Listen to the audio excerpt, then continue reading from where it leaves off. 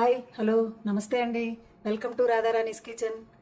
ఈరోజు మా కర్రీ జీడిపప్పు పన్నీర్ జీడిపప్పు కర్రీ చేస్తున్నానండి. దానికోసం గ్రేవీ కోసం టమాటా,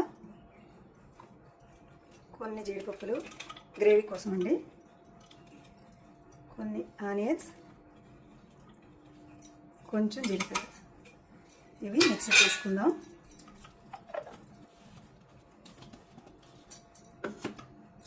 ముందుగా పన్నీర్ని ఫ్రై చేసుకుందాం. జీడిపప్పుని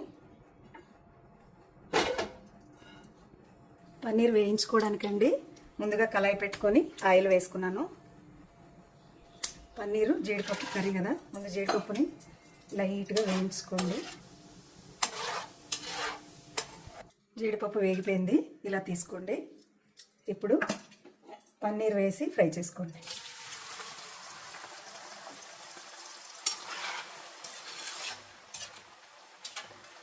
ఒక 5 నిమిషాలు వేగనివ్వండి, ఫ్రై అవుతుందండి.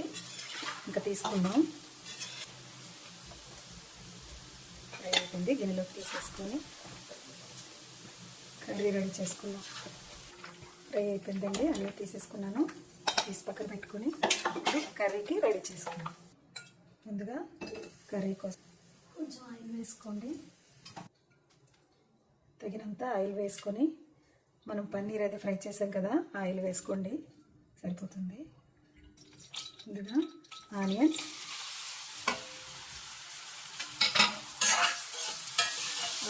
లైట్గా గోల్డ్ కలర్ వచ్చే వరకు ఫ్రై చేసుకోండి. ఇంకొంచెం వేగనివ్వండి, ఫ్రై వేయండి.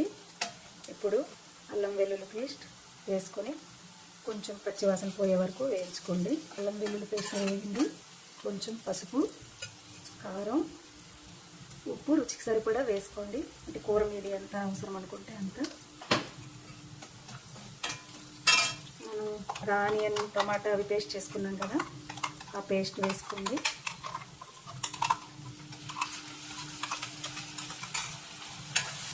ఒక 5 నిమిషాలు సిమ్లో పెట్టుకొని పచ్చివాసన పోయే వరకు వేయించుకోండి. ఫ్రై అయిపోయిందండి. సిమ్లో ఒక 5 నిమిషాలు పెట్టి ఇలా బాగా వేయించుకోండి. కొంచెం గరం మసాలా వేసుకోండి, మీ దగ్గర ఏదో ఉంటే అది. గరం మసాలా వేసుకొని వాటర్ యాడ్ చేసుకోండి.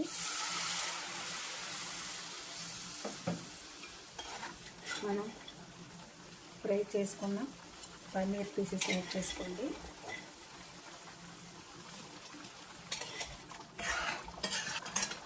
మనం వేయించుకున్న కాజు కూడా వేసుకోండి.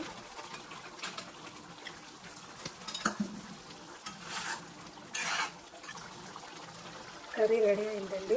కొంచెం కొత్తిమీర, కర్రీ లీవ్స్, పచ్చిమిర్చి వేసుకోండి.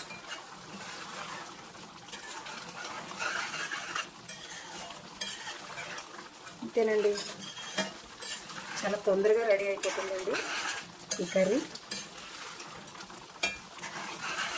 పిల్లలు ఎప్పుడన్నా అడిగినప్పుడు 10 నిమిషాల్లో రెడీ చేసుకోండి, అయిపోతుంది. రెడీ అయిపోయిందండి, బౌల్లోకి తీసుకుందాం. వేడి వేడి జీడిపప్పు పన్నీర్ కూర రెడీ అయిపోయిందండి. మీకు కనుక ఈ వీడియో నచ్చినట్లయితే లైక్ చేయండి, షేర్ చేయండి, సబ్స్క్రైబ్ చేయండి. Thank you.